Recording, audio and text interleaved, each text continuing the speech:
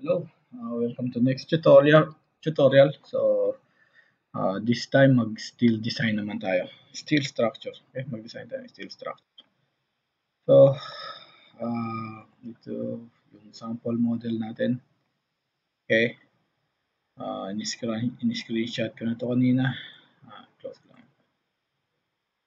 Okay, so just 2 bay simple structure.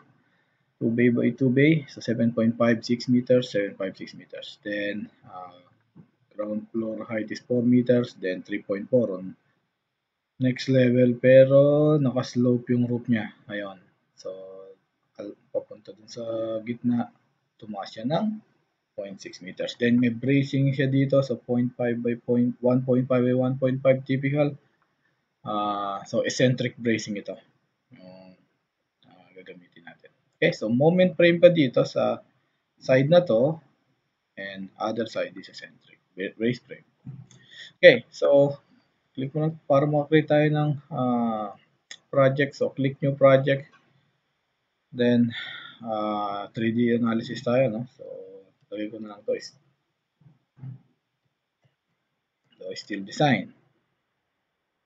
Okay, so still design, then para dun sa location, so kinrate ko na yung folder kanina. Yung folder name is still design. Then sa 3 dots, ito na yung folder. Okay, in-access ko yung folder na yun, which is still design. Under itong folder na stud drilling for students. Okay, so click OK. Then ang units natin ngayon is meter and kilonewton. Okay, so click next. Then edit job information.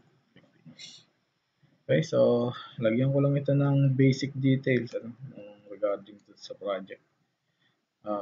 Anyway, depende sa inyo. Okay, kayo na mag-i-input dyan kung meron kayong actual projects. Okay, so still design 001.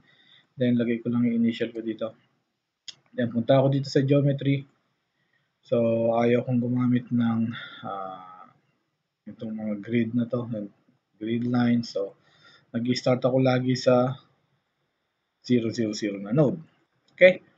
So ngayon may node na ako. So, isa-select ko lang yan using node cursor. So sinelect ko, nag-highlight siya ng red. Then punta ako sa geometry, translational repeat. So click ko lang yung Y, type ko yung 4 meters, link steps. Okay. So yun yung first column natin. So pwede ko itong copyin pero mas magandang gamitin yung translational repeat.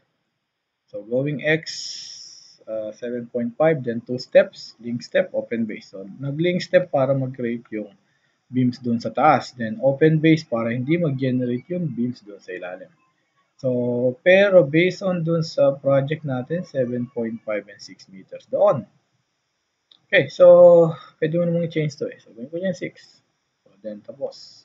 Okay. Yan. So, 7.5 and 6 meters. Yan. Okay. So, ngayon, translational repeat ko ulit ito. Geometry. Translational repeat. So, Z. 7.5. Then, link steps, open base ulit. Okay. Okay. Isang step lang. Kasi, ito lang yung dumiretso itong part na ito eh. Okay? So, anyway, mag-create na lang tayo ng another translational repeat. Geometry, translational repeat, Z, so 6 meters, link steps, open base. Yan. So, ganun kabilis na model natin. Yan. So, even kahit na i-measure mo yan, okay? So, ayun. So, exactly. Okay. So, ngayon, copyahin ko na lang ito. Pwede ko pala itong translational repeat. Itong beams na to, no? So, punta lang ako sa, mahirap i-select itong one by one eh. Pero pag sinet up mo sa front view, select mo using drag selection, then, ayun, ganun lang kabilis. Okay, so, i-translational repeat ko din to. Geometry, translational repeat, Y, 3.4. Oops, 3.4. Link steps, okay? So, kasi 3.4 lang eh. Then, iaangat natin mamaya yung nasa gitnang frame. 3.4 link step, then click OK. So, yun na. So ngayon, nakaangat itong gitna ng 0.6 meters. So using node cursor, sinelect ko itong tatlong nodes na yan. So nakita nyo nag-highlight ng red. Nag-highlight din dito sa nodes table. Punta lang ako sa geometry. Move joint. So 0.6 and click. Okay. So yun na. So ngayon slanted na yung ating slope na yung roof natin. So, yun. So, remove ko lang itong mga dimension. Yan. So, ngayon, kailangan ko nang ilagay yung mga infill beams ko. Okay? So, dito, alam natin na 7.5 to and equal spacing. Okay? So, 7.5 to, then ito 6, equal spacing dito. Tig 2 meter spacing dito, tig 2.5. So, ang gagawin ko dyan, pwede kong i-translational repeat na lang ito na walang link steps. Geometry, translational repeat sa C. So, 2.5. Then, walang link step So, parang multiple command lang itong gagamitin natin. Okay. Oops. Dapat pala 2.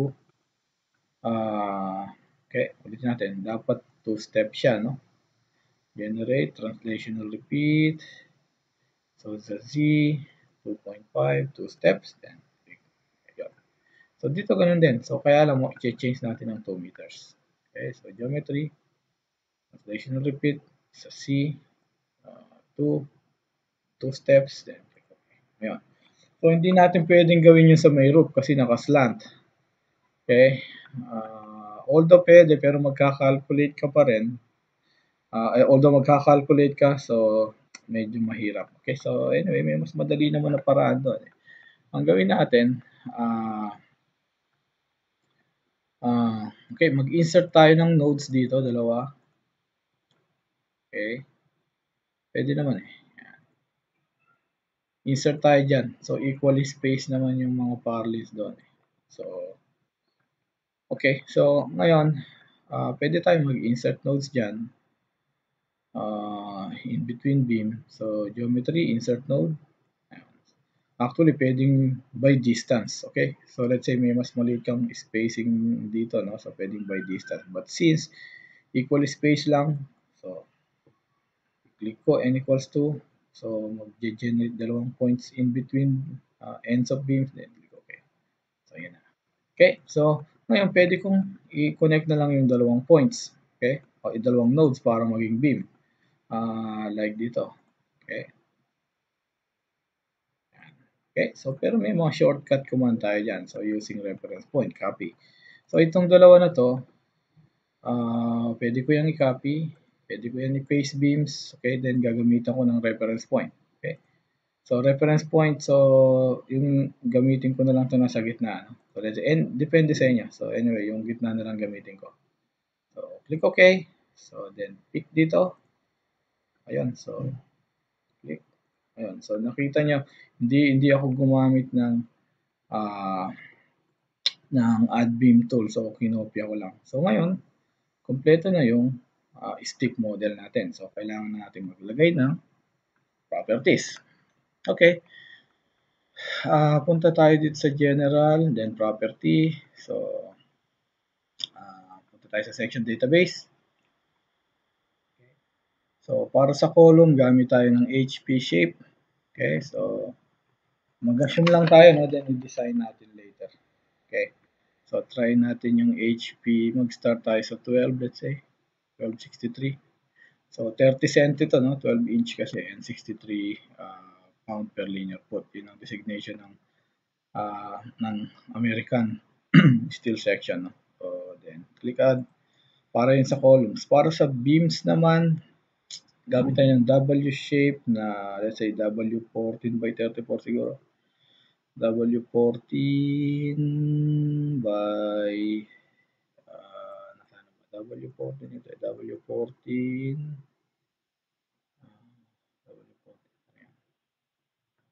okay, any shape naman any section, then i-design mo na lang later, okay naman yan. Okay, so 18 by 34 and click add.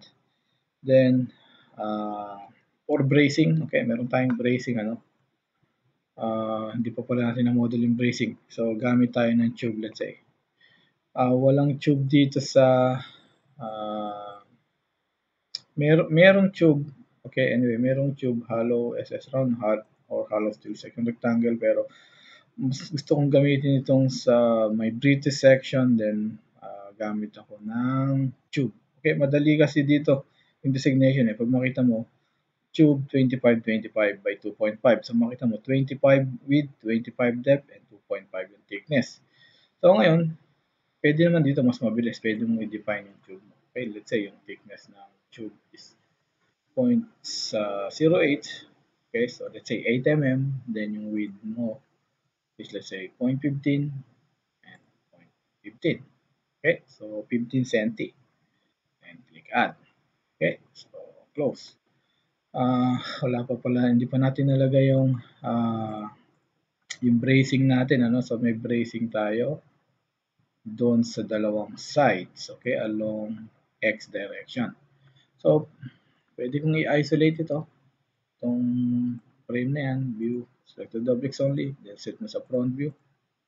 Yan. So ngayon, so alam kong 4 meters ito eh. So para magkaroon ako ng 1.5 doon, so mag-insert ako ng node ng 2.5. Okay, geometry, insert node, then 2.5. So click OK. Hindi ko makita yung node.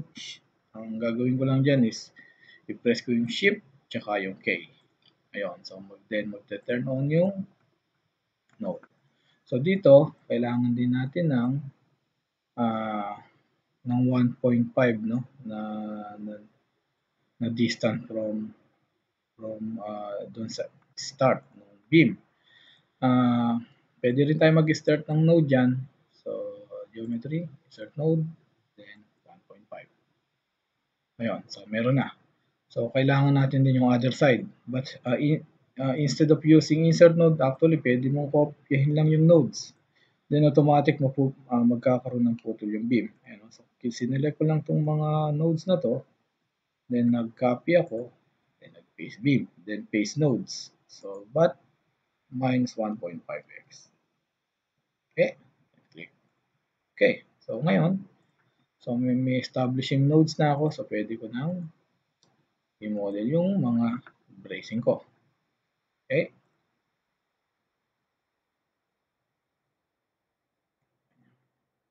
Dito pala wala. Okay, so 3, ano ba to?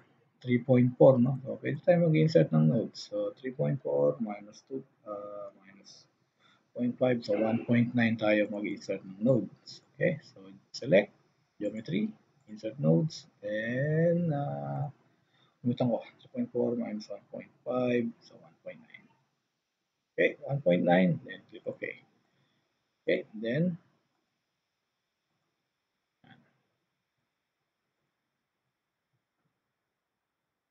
okay, okay na. So, okay na yung bracing natin. Okay, so gawin ulit natin doon sa other side, pero actually pwede natin kopyahin yan. Okay, so around papuntang 13.5, same elevation naman siya. Oh, hindi kasama to. Yan lang. Okay, so copy, paste beams, so sa C, 13.5, then click OK. Yan, so ngayon okay na. Assign natin yung mga sections, ano. So HP 12 by 63, select beams parallel to Y. Okay, then click assign. Click yes. Then ito namang section natin 14 by 34. Okay, so select natin pa ganito. Okay, saka pa ganito. Ayan, madaling mag-select dun eh. Ayan. Okay, so selected na lahat ng beams. Then click assign. Yes. Okay, so ngayon, i-assign natin yung ito sa doon sa mga bracing. Kaya lang napakahirap niyang piliin, ano, especially kung let's say complex yung structure mo. So, pwede mo rin itong gamitin. Sinelect ko yung tube dito. Select missing attributes, missing property. Ayun. So, yung mga walang property, isa-select mo stud yun. Okay. Then, click assign. Then, click yes. Yan. So, ito na yung structure natin. Yan. So, ganyan yung shape mo. So, loadingan na lang natin, then i-design natin. Okay? So, lagay tayo ng boundary condition ng support. Then, create lang ako dito ng pin, click add. So, ito na. Ngayon, select ko yung lahat ng node sa ilalim. Then, support, pin, click assign.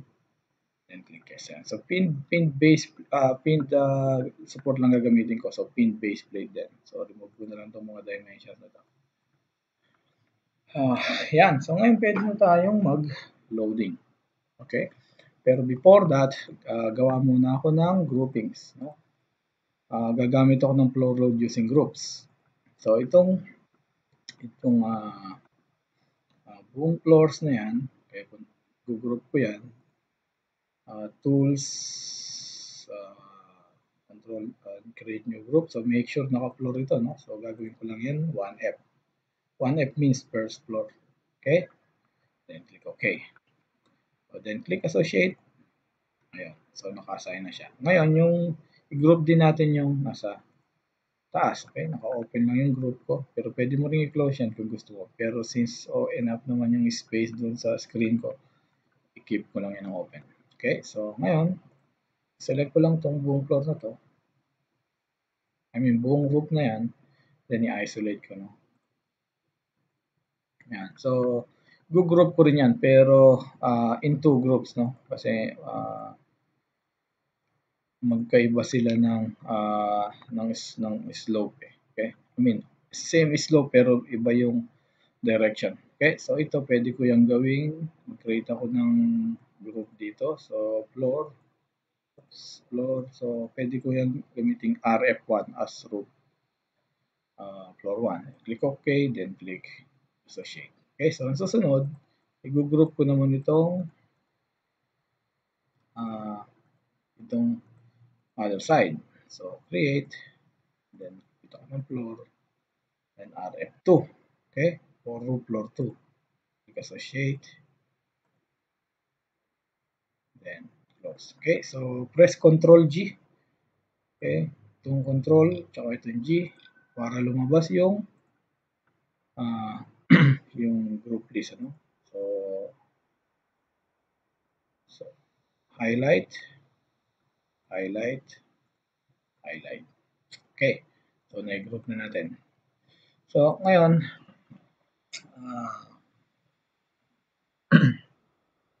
may sections na tayo. Mag-apply tayo ng releases. Okay? Apply tayo ng releases since yun, mga infill beams natin, release yan. So, set natin sa top view. Ito yung mga infill beams natin. Okay? Punta ka sa general and specification subpage. Then, punta ka dito sa beam tab. Then, release. Okay? So, release. So, mag-release ako. Pero partial ang gamitin ko. Okay? Partial lang, no? Hindi ko siya ipo-full release. Partial, then sa SED lang, yung bending lang sa SED yung re-release natin. Okay, so 0.99. Okay, then click assign. So nakita nyo nagkaroon ng bilog doon sa start ng beam. So lagyan natin sa end. Partial release end, then MPZ 0.99. Then click assign. Ayun, so okay na yan. Okay, so release na yung mga ends niyan. Okay. So, meron pa tayo, magdagdag pa tayo ng releases. So, dito since eccentric, I mean, base frame ito, dapat yung connection nitong, okay, yung connection nito, okay, okay, ganun pala yung orientation niya, no? So, dapat yung strong, yung plano ko kasi yung strong axis nung column is on the other side. Okay, so, sa property, H, create ako ng beta angle dito, click 90, click add, then select beams parallel to Y. Yan, then click assign, then click yes. Yan, so check na natin to, yung part na yun. Ayun, okay, so okay na to, moment frame tayo dito, then brace frame tayo sa other side. Okay, so ngayon i-release ko to. Okay, itong mga to, starts, yung mga start na to. Yan. So, punta ako sa general specification page. So, start. then click assign, click yes. Yan, so may release ako doon. So para share connection lang ako doon. Okay? So then dito din sa end. Okay? Then click end, click assign, then click yes. Ayun. So hindi moment yung connection ko doon, nasa share lang. Kaya na-release ko yung mga moment ko. Then doon din sa beam to beam connection or beam to builder connection, so mga shear connections. Ayan. Okay? So mag-load na tayo ngayon. So punta tayo sa general, then spec support. So dito tayo sa load and definition. Okay? So sa definition, gawin kong dito ako mag gamitan ko ng reference load para since may seismic itong project natin, so lalagyan ko ng seismic load para isang load lang magamit yung mass tsaka yung weight at the same time. So gamit ako ng reference load. So reference load definitions, click add, set ko to sa dead. So reference load dash dl. Okay? So then click add, then close. Okay, so ito ngayon, nandun na yung load name natin. Lagyan natin ngayon ng load items. So reference load dash dl, so click add. Then positive ito, no? Kasi mass ang minomodel natin. So mamaya magiging negative yan under sa load cases details. So self weight y, positive, so click add. Then yung floor load natin, okay, so pre-calculated ko na yan, no? Dito, so pre-calculated ko na yan. So sa first floor natin around 4.8 kN per square meter, and sa roof mga gaan lang. Okay, so ang plan ko kasi doon sa first floor, so naka steel deck ako. Okay, then may mga other loadings dyan. Sa roof naman yung corrugated panel lang, so corrugated sandwich panel. So magaan lang yun, around 10 kg per square meter. So 4.8 sa first floor and 0.3 sa roof. So ngayon, meron tayong perimeter blocks, okay, which is yung CHB. Gagamitan ko siya ng 2.98 kN per meter. So per meter height. I-multiply mo lang siya sa height ng floor, then yun ang total load niya per meter. Okay. Dinerive ko tong 2.98 galing dito sa NSCP.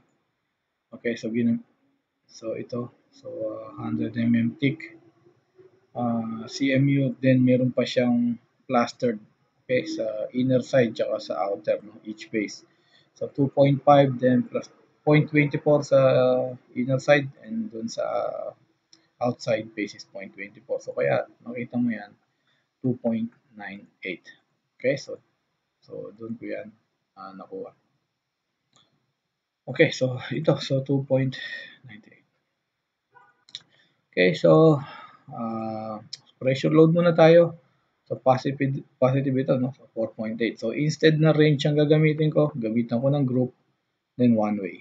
Okay, one way load, group, first floor, then click add. Then click ko to sa close. So makikita nyo nag-load siya. So using groups, hindi ako gumamit ng range. So assign ko muna itong self weight y, then assign to view, click assign, then click yes. Okay, so sa roof, meron pa tayong loadings din doon. So add natin as floor load. Floor load, okay, so 0.3, then groups. So of course, one way. RF1 inclined, inclined floor. So click ko yung inclined. So, click add. Then yung RF2 din, inclined. Then click add, then close. Ayun, so nakita nyo nag-load yung 0.3. So ngayon, yung CMU naman ang i-load natin, yung 2.98 kN per meter height. So, sukatin ko na lang ito. So around 3.4. Actually dapat average kasi mas lalaki yung doon, yung naka-slope kasi ito, so mas malaki doon. Okay, so pwede mong i-average. So anyway, 3.4 na lang yung gamitin ko. Okay, so kung 2.98 yung per meter times 3.4, so around 10.13 yung line load natin. Okay, so add ako dito, add, then member load, nakalimutan ko, 2.98 times 3.4, so 10.13. So make sure GY yan, then click add, then close. Okay, so ngayon i-apply na natin doon sa perimeter. So, Control G, so tayo yung mag-set mo. Ayan, so first floor, click highlight, then i-isolate natin yan, view, selected objects only, set mo sa top view, then select natin yung perimeter ng uh, structure natin. So, dito nag-load yung CMU. Yan, so doon lang. Click assign to selected beams, click assign, then click yes. Yun, so okay na, kompleto na yung dead load natin. Okay, so ngayon,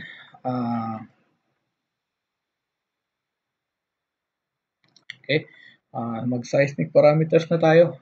Okay, seismic parameters, dito seismic definition, so click add, then UBC 97 tayo, no? So yung NSCP 2015, so naka-base din yun sa UBC 97. So yung zone factor natin is anyway, yung project location ko is along Malolo City, Bulacan. So zone 4, seismic source type A, then galing dun sa seismic source which is yung fault line, so around 40 kilometers. Okay? So 40 kilometers yung layo niya sa fault line. So ngayon, dito sa STAD, so zone 4 is 0.4 yung value niyan, importance factor is 1. Okay? Standard occupancy lang. Then sa X direction natin, dapat hindi 8.5 yan, no? 8.5 is a special moment frame. Sa eccentric brace frame, saan ba yun? Eccentric brace frame, ito dito. Eccentric brace frame 6 ang ginamit ko dyan. So dito, 6, ito special eccentric, ito building frame system, still eccentric brace frame, non-moving connection at column 3. So 6 ang value ng R natin. Then yung other side is 8.5 para sa moment frame. Okay? So 6 lang ito along X. Okay? So ingat kayo dito kasi RWX. So dapat kung nasaan yung framing mo, nandun din yung value ng correct RW. Okay? Then soil profile. Since wala akong any soil data, so in-assume ko lang na 4. Yung near source factor naman natin, 1 lang yan, based on sa table na to sa NSCP, table 208-5. So pag more than siya ng 10 km, more than 15 km, so NA and NB value is equal to 1. Okay, so 1, 1 lang yan. Then yung city value natin,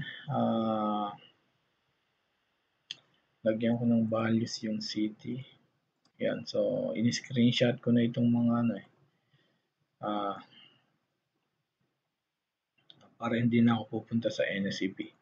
So in-screenshot ko na lang. Saan ba yan? Okay, seismic parameters, wala. Sa drip yan.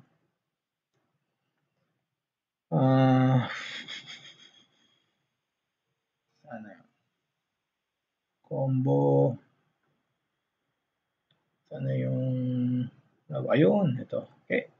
So, ayan. So, ang gagamitin natin is 0.0488.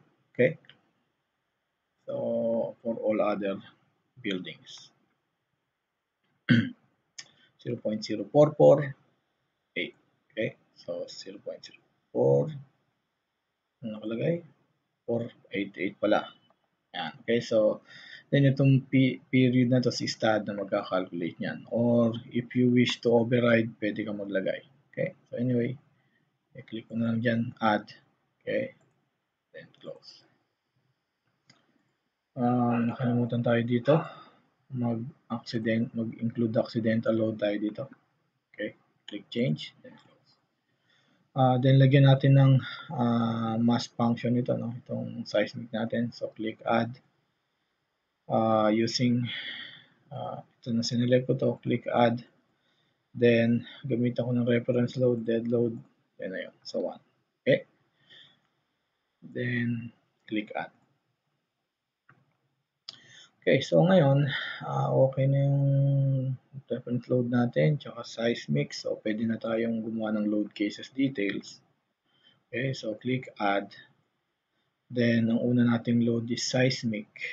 Okay, which is EX. Okay, EX. And the other one is EZ. Then, ito naman is dead load. And, of course, live load. Okay, so click add. And close. So, apat lang tayo. Hindi ako naglagay ng win. Okay. So, sa EX, so click tayo add. Click add. Then, punta ko dito sa seismic loads. Okay. And then, 1 tayo, no? Then, click add. Then, click close.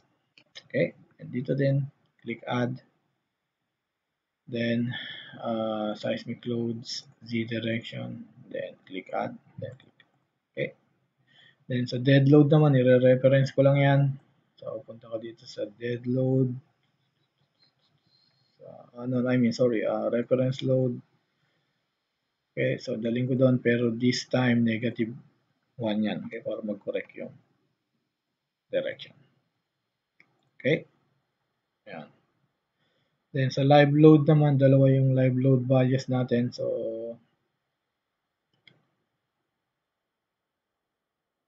okay, sa loading, so 2.4 tsaka 0.6. Okay, sa roof 0.6 lang. Then, sa floor is 2.4.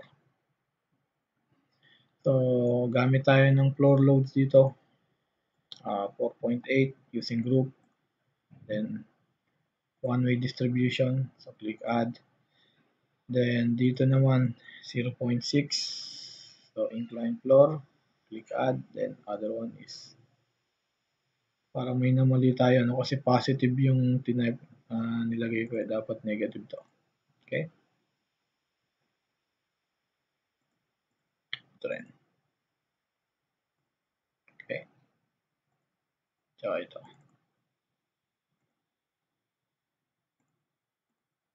Yan. So, okay na. So, pwede na tayo ngayon mag-load combinations. Okay? Pero before natin i-design ito, i-check muna natin yung drip kung okay or hindi. Okay? Okay, kung okay or hindi. Pwede tayo mag-drip check command. Ano? Sabi dito, sa NSCP,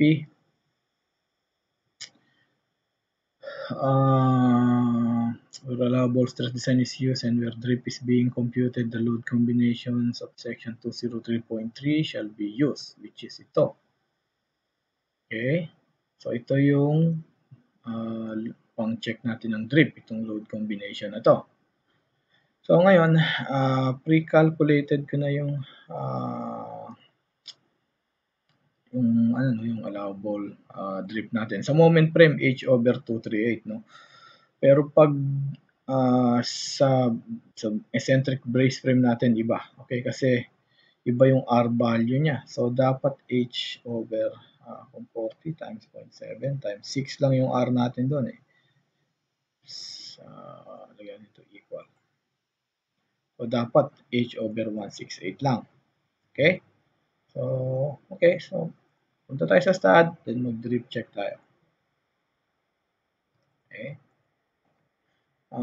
Ngayon, load cases details, click add. Then, pero before tayo mag-drip check, mag-ano muna tayo. I-check muna natin kung successfully analyze yung structure. Okay, so add tayo ng analysis command, click add, then click close, then analyze, run analysis, click save. May error, ano to? Okay, masyadong mali yung input natin sa thickness ng tube, ano? So 8 mm dapat ito 0.008 and 0.15 and 8 mm lang kasi, so dapat ganun. click change, and click close. So, run natin yung analysis, click save. So, may warning. Okay, so ito na yung moment diagram under dead load. Okay. Moment diagram sa dead load. Then live load. EX. Okay. Oh, may nakalimutan tayo kasi may moment yung mga bracing natin. Yung bracing dapat trust specifications lang yan. So, actual members. Anyway, pwede nating i-apply ng dagdagan ng specification. So, general, then specification. Punta lang tayo dito sa front view. So, i-select natin yung mga bracing na yan. Okay. Then beam, then truss. Okay. Click assign. Click yes. Okay na. So, run analysis. Click save. O, yan. So, wala nang moment dun sa mga trusses. So, actual members lang yan. Okay, so may warning dun sa output. So, ito naman, pwede mo lang i-fix ito ng, ng perform analysis tsaka change command. Okay, so pwede mo yan i-add graphically dito So, perform analysis, then change command. So, pero parang mas mabilis siguro dito sa editor ko na lang gawin. Okay, so after ng seismic, ayan. Okay. So, in-scroll ko lang, no? Yung control key sa keyboard ko, tsaka yung scroll sa mouse, magsusum in yung editor. So, perform analysis, then enter, click change. Okay. So, copyahin ko lang to. Copy. Then, i-paste ko dito sa other seismic load. Then, paste. Okay. And click. Okay na yan. So, ngayon wala na siguradong warning yan. Okay. So, run analysis. Yan. So, okay na. So, may one note. Sa ano lang yan? Sa doon lang yun sa may sa floor loading. Okay, so mag-drip check tayo. General, load and definition. Okay, before natin design, satisfy muna natin yung drip tsaka yung mga yung deflection, vertical deflection requirement. So, yun, ang sabi sa NSCP. So, ito yung load combination na gamitin sa drip. Then, pre-calculated ko na rin yung mga allowable drip dito. Yung H over 238. So, 1 divide equals 1 divide 238. So, 0.0042. Yung isa naman, divide 168. So, 0.0595. Okay. So, punta ulit tayo sa stud. Mag-drip check command tayo dito. Load cases details. So, click add. Then, load combination muna pala tayo. Okay, so auto load combination. So, ngayon, pwede kang meron na akong ginawang automatic load combination dito, no? So, pwede rin kayong gumawa para hindi na kayo mag-manual pa, mag-manual enter nung load combination, pwede yung automate. So, pag nakita nyo dito, NSCP, then click drip, then click generate. Dito nag-generate. Dito yata. NSCP. Okay, NSCP, then drip, then generate. So, ito yung mga load combinations ko sa drip. Okay, kung paano nyo i-automate yan, pwede kayong gumawa ng load combination factors nyo dito sa commands, then loading, then edit auto load rules. Ayan. So, dito. So, pwede ka mag-create ng sarili mong load rules. So, ang ginawa ko dito, nag-click lang ako ng new code, tinype ko NSCP, which is ito, NSCP 2015, then may tatlong subcategories, LRFD, drip check, tsaka concrete. Okay, concrete and AISC, then ito yung drip natin. Okay, so ngayon i-automate ko lang yung load combination nun. So load cases details. So click add. Then punta ako sa auto load combination. Set ko NSCP 2015. Then click drift. Then click generate. Then click add. And close. So load combination 5 hanggang 12 yung load combination natin para sa drip. So, ngayon, punta tayo dito, analysis, then click close. Meron na tayong perform analysis command, no? So, dito tayo magagawa ng drip check. Okay. Perform analysis, mag-load list ako dito. Okay. Kailangan dalawang drip check mo, left and X and Z kasi magkaiba sila ng allowable eh. So, dapat dalawa. Okay, so perform analysis. Pero kung parehong moment frame yan, so pwedeng isa lang. Okay, so perform analysis. Then, mag-load list tayo, post print. So, naka-click yung perform analysis dito. Then, mag-define commands tayo. Load list tayo, no? So, ito yung mga related lang sa X, eh. Itong 5, 7, 8, 9. Then, yung 6, 8, 9, 10. Ito yung mga load combinations para doon sa Z. Okay, so, galing nyo doon. So, make sure naka-click after current, no? Pag naka-click yung after current, yung command is mag-a-appear after dun sa perform analysis. So, click add, and click close. Ayun, load list. Then, log dito natin ngayon, since X yung una natin i-check, so H over 168, so 595. Okay, so load list, then define commands tayo ulit dyan. So drip 0.595. Oops. 0.00. Okay, 00595. So click after current para mag-add after load list. Add, then click close. Ngayon, so perform analysis, then print store drip. Tingnan nga natin, mag-run tayo ng analysis. Ayun niya. Yun.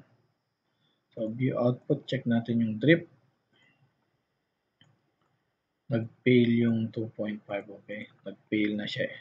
Okay? So, pwedeng increase natin yung column tsaka yung bracing. So, along X, weak talaga yung X kasi pag tinignan mo yung structure, so yung moment frame natin, yung mga strong columns natin nasa Z direction and yung weak axis naman is nandun sa X direction. Okay?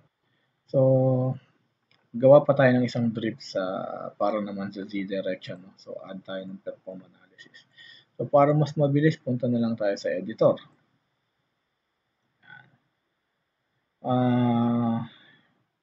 Okay. So, copy. No, dapat mag-change command muna tayo dito. Okay. Ayan. Then, i-paste natin dito yung kinapi natin. Okay, so, pero yung load list natin dito will be 6. Okay, then ito 8. Ito yung mga load list related sa yung related dun sa seismic load sa Z. Then, 0.0042. Okay, so, click save. Yan yung allowable drip natin dun sa Z direction. Okay, so, pero pwede ka kasing maglagay ng ano lang yan eh. Pag di ka malito, lagyan mo to ng note, let's say, drip check, okay, at X direction, okay, then, ito yung drip check at Z direction. Okay. So, click natin save. Close natin to. Okay, so run natin yung analysis. Then, punta tayo sa output. Dalawa yung drip check natin. Isang ito yun sa X and sa Z. Nag-fail din. Mahina talaga yung column. Okay. Itong level 2.5 sa bracing ito eh. So, ang monitor natin dyan itong 4. tsaka yung 7.4. Okay? Kasi dito po, dito nag-fail, no? Up to 8 meters. Ito pwede nyo i-ignore ito eh. Kasi yung 7.4 is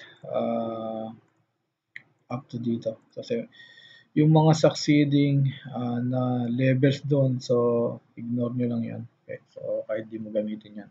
Kasi actually magpe-fail siya pero pag kinompute mo hindi talaga siya fail kasi slanted eh. Maliit yung height, then merong dinivide niya yung ginawa niya ng ratio yung height over doon sa allowable deflection. Okay? I mean, ginawa niya yung height doon sa actual drift. Okay? So anyway, lakihan natin yung column. Okay? Kasi nagpe-fail sa drift eh. So, edit natin to. Okay? So, HP, try natin mas mabigat. 12 eh. 12. So, try natin mga 14 inch siguro. 14. Kaya 14 by 102 change. Na-click yes. Change na rin natin itong mga beam na to. Kaya lang, pwede nating i-change yung ibang beams. Hindi pwedeng isang size lang eh. Since yung mga infill beams natin, mga maiksi, meron din mga beam na maiksi. Siguro pwede nating i-change ito, no? Compare doon sa frame. So, punta ako sa section database. Kung ito na lang gawin kong W14424, yung mga frames na lang siguro yung baguhin ko ng ng section. Okay? So, pwede natin itong i-isolate yung mga select inverse beam selection view, then select the job. So, ni-remove ko sa view yung mga secondary beams, yung mga infill beams. So, itong tube, tanggalin ko rin ito sa sa view. Inverse beam selections, then view. So, ngayon, madali na ngayon mag-change ng frame. Okay? So, yan. So, selected na yung frame natin. Then, section database tayo. Then, try natin W16.